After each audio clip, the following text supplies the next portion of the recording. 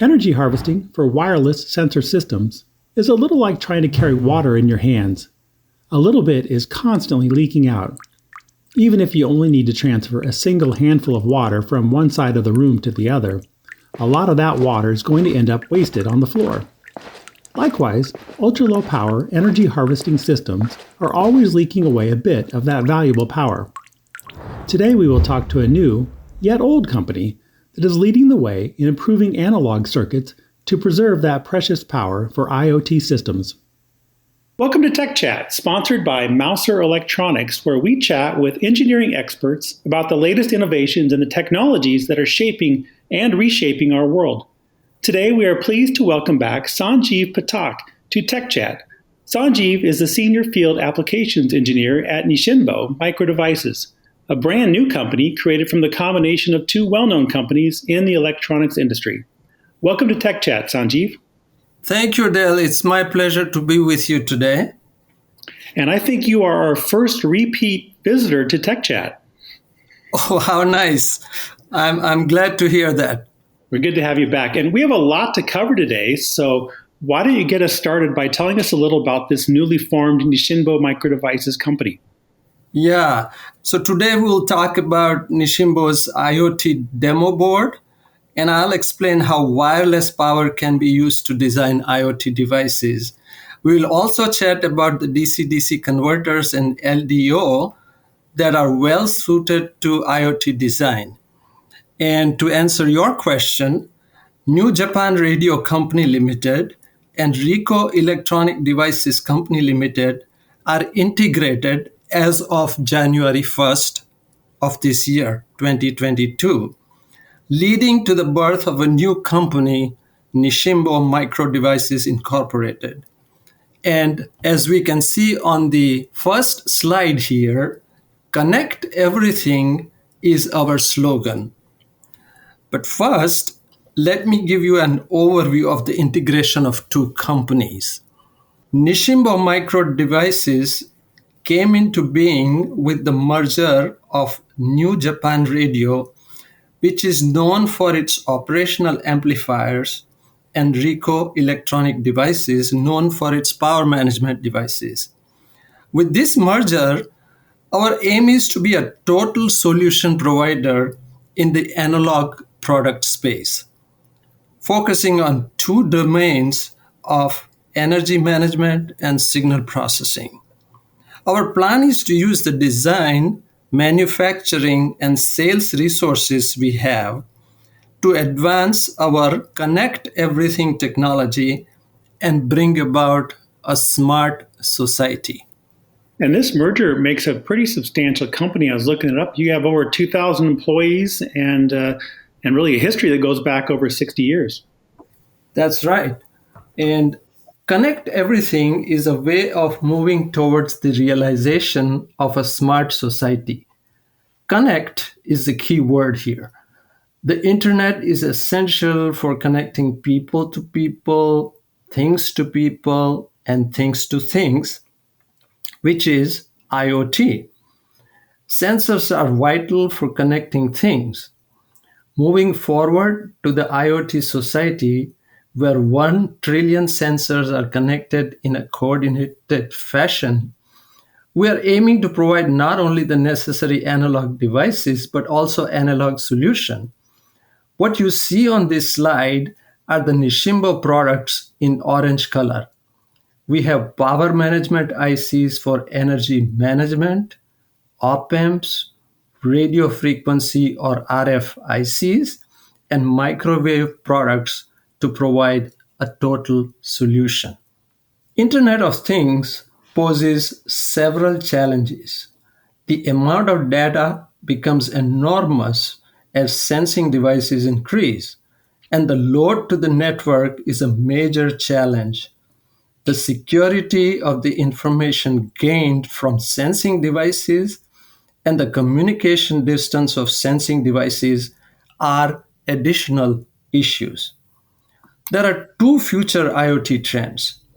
First trend is that artificial intelligence or AI will be built inside IoT devices, and it enables required data to be sorted and encrypted. The second trend is the change of the communication method for extending communication distance. Although it is hardly conceivable before, the power supply capable of supplying large current while consuming ultra low quiescent current will be necessary. Nisshinbo will respond to these trends in a prompt fashion and have an appropriate lineup of products available. With this, we will help customers deploy maintenance-free implementation of IoT. Yeah, this is you're highlighting here one of the interesting things of the challenges in these things of you need lots of large currents for a very short amount of time, and then most of these sensor systems are going to sleep, and you don't want to be changing the batteries for a long time, so they need, like you say, ultra low supply currents, and those requirements are really difficult to balance, aren't they? Yes, and that is the design challenge. And thankfully, our design engineers have been able to meet this challenge quite well.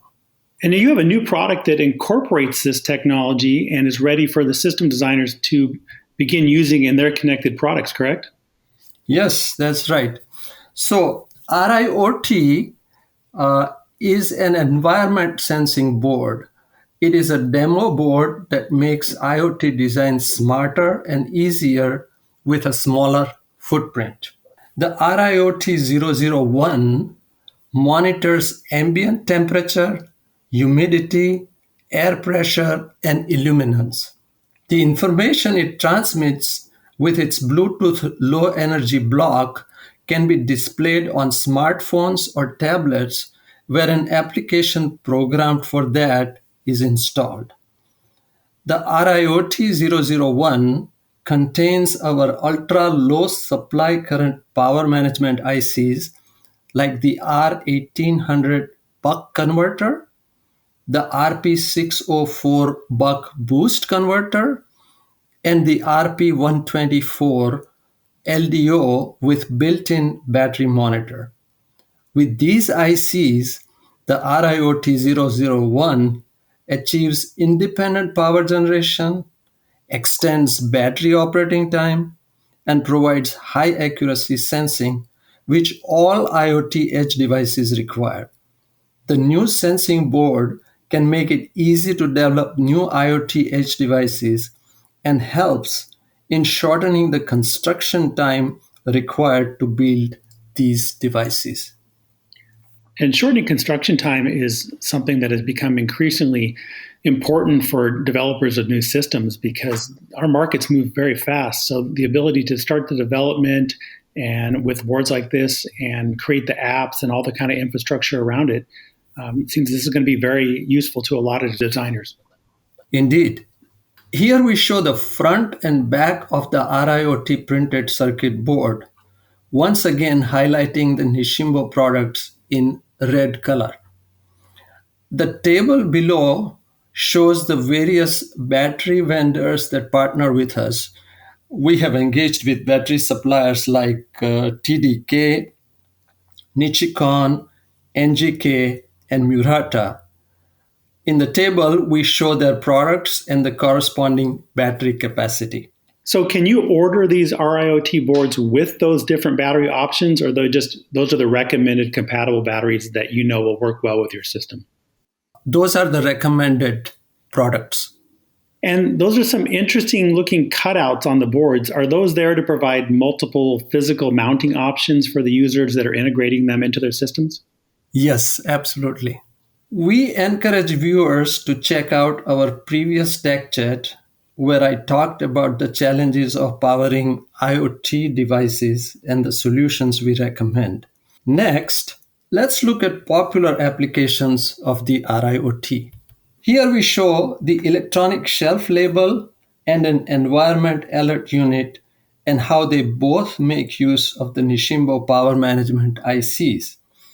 First, let's examine what electronic shelf labels are, how they work, and their advantages.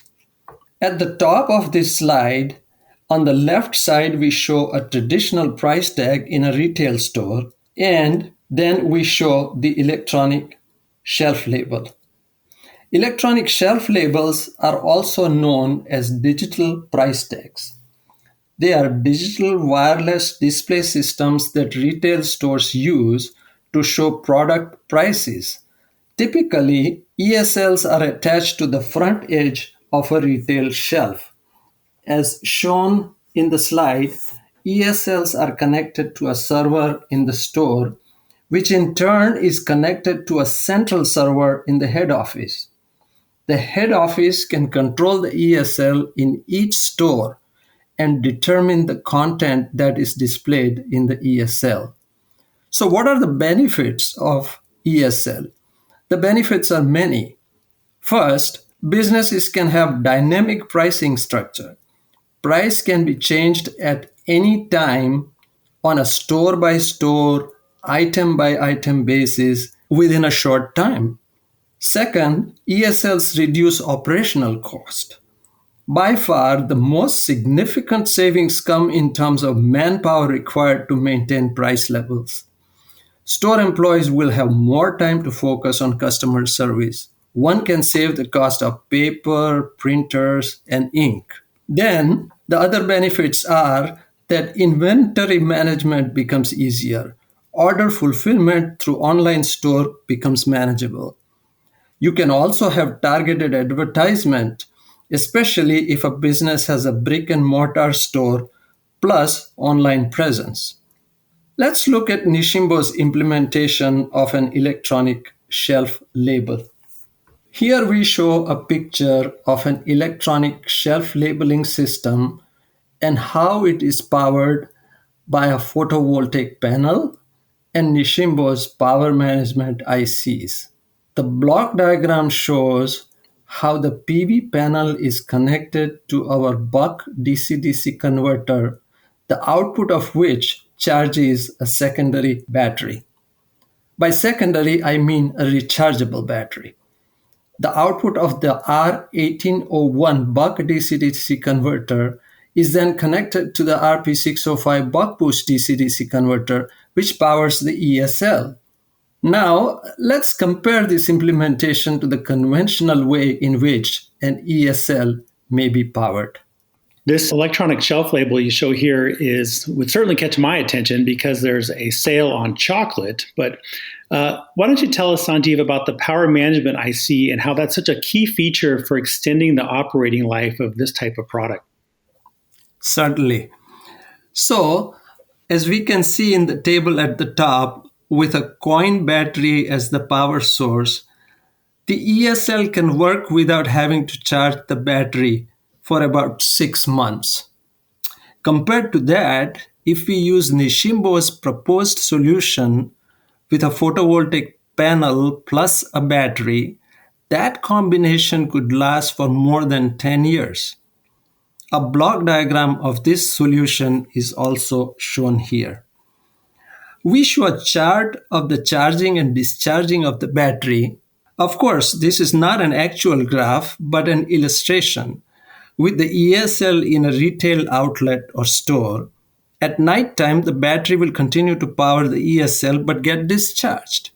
Then, as the store opens the next day, the lights come on, the PV will get the light and recharge the battery to continue to power the ESL.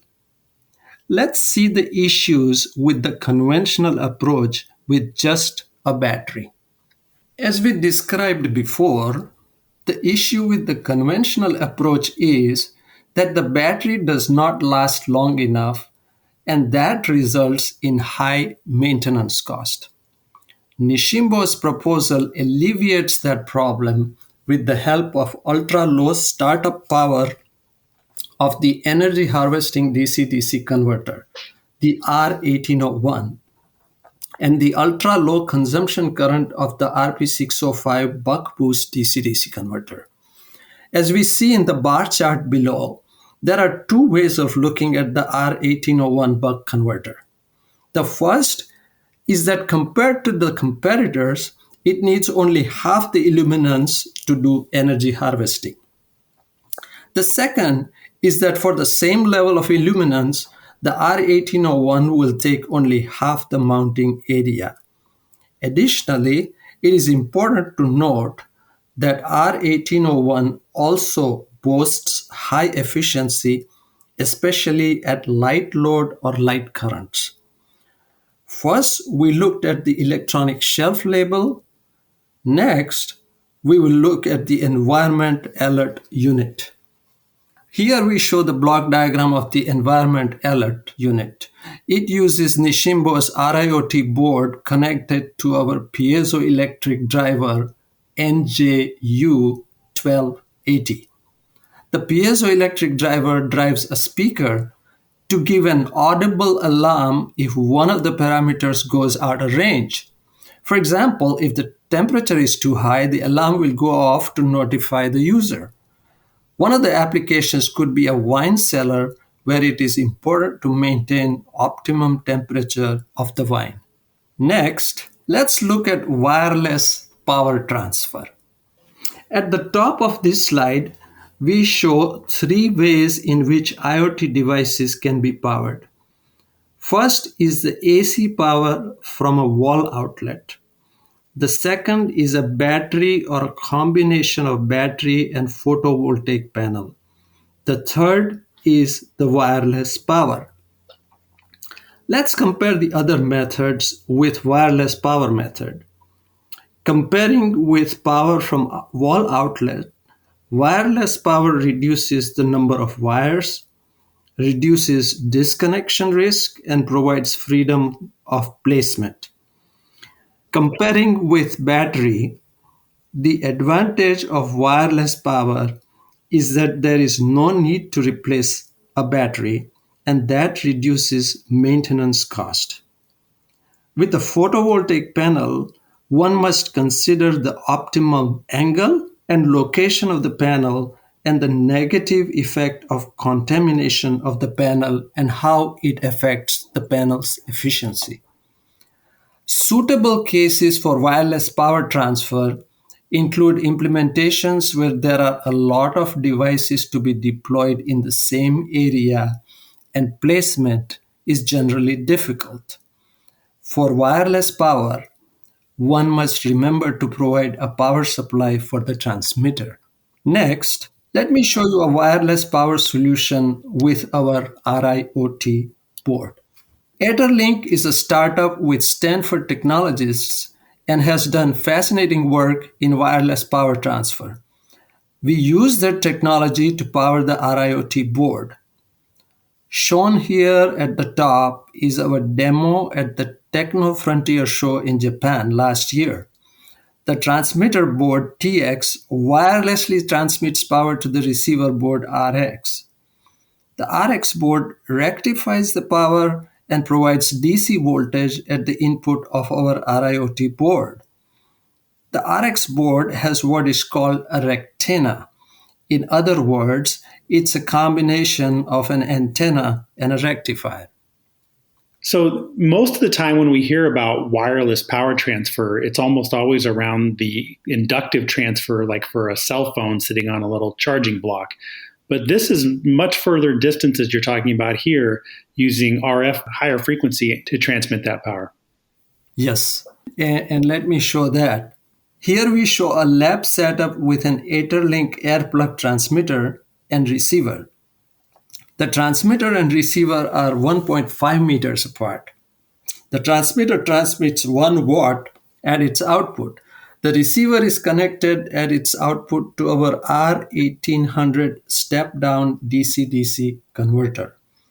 We show 2 measurement points. These are shown as points 1 and 2. The evaluation results provide an example of power that can be extracted by AirPlug. This shows the first part of our evaluation. In the circuit, we put a clamp diode because R1800's absolute maximum input voltage is 6 volts. The measurement at point 1 is shown in the table below. The chart on the right corner at the bottom shows a chart which shows that it takes 3.76 seconds for this point to reach 3.5 volts. Considering the 330 microfarad capacitor, the electric energy provided is 4,125 microjoules, which translates into an output power of 1,097 microwatts. 1 milliwatt in less than 4 seconds is actually pretty impressive for a wireless RF energy harvesting system. Yes. And naturally, this number will decrease as you get them further apart. But as you noted earlier, this could be powering multiple devices at the same time. And obviously, you could charge for longer. Yes. And those are the advantages of using wireless power. Absolutely. Here we show the result of our measurement at point 2, which is at the output of the R1800. The chart below shows that it takes 2.38 seconds for the R1800's output to reach 3.3 volts. The curve in magenta color shows the switching mechanism of the R1800, which uses MPPC, which stands for Maximum Power Point Control Mechanism. The electric energy provided is 2053 microjoules, which translates into output power of 863 microwatts. The summary of our evaluation is that we have successfully generated 860 microwatts at 3.3 volts with the AirPlug and R1800. This is with the transmitter outputting 1 watt and the receiver being 1.5 meters away. This confirms high efficiency power extraction by R1800 using MPPC. This is because we have low startup power required by R1800, its low quiescent current, and high efficiency even at light load. With this, our customers can be assured that wireless power and our power management ICs is a combination that they can use to design their IoT products. Let us look at Nisshinbo's family of energy harvesting products. The table at the top shows our energy harvesting ICs. R1800 and R1801 are buck converters. The difference between these two is that R1801 offers fine adjustment of output voltage and the MPPC voltage to our customers after they receive their product from our factory. R1810 is a boost converter, well suited to a single cell photovoltaic panel. Notice that R1810's input voltage can be as low as 0.35 volt. In the lower left corner, we show the efficiency chart of the R1810, and on the right side, we show how R1810 compares favorably with competitors in terms of the low startup power that it requires. So is that adjustment that you mentioned, is that done with an external resistor, or is that through a digital control setting that can be programmed into the device? No, we have terminals on the IC, the R1801, that can be connected to power or ground, and that is how you can make adjustment of as high as 300 millivolts. Okay, thank you. And the reason there is also some flexibility and adjustment of MPPC is because if somebody uses a photovoltaic panel, it is not guaranteed that every unit that they order from the photovoltaic panel vendor will have the same characteristics. And if they want to fine tune their operation and their efficiency, this gives them a way to do that type of adjustment. Oh, that would be very helpful, yes. At the top, we show a block diagram. It shows a generic transmitter and a rectenna that converts RF energy into DC voltage. Depending on the voltage available at the output of the rectenna and other relevant factors, our customers can select the appropriate converter from our family of converters. In the chart below, we show the rectenna voltage versus distance between the TX and RX. Depending upon the application, one can use R1800 or R1801 with a 5.5 clamp as shown in the blue area, or without a clamp as shown in the red area of the chart. But as the distance between the TX and RX increases, there is attenuation of the voltage, and if the voltage at the output of the rectenna falls below 2 volts, we have the R1810 boost converter that can be used. R1810 works with input voltage as low as 0.35 volt. This shows that our DC-DC converters work so well with wireless power transfer.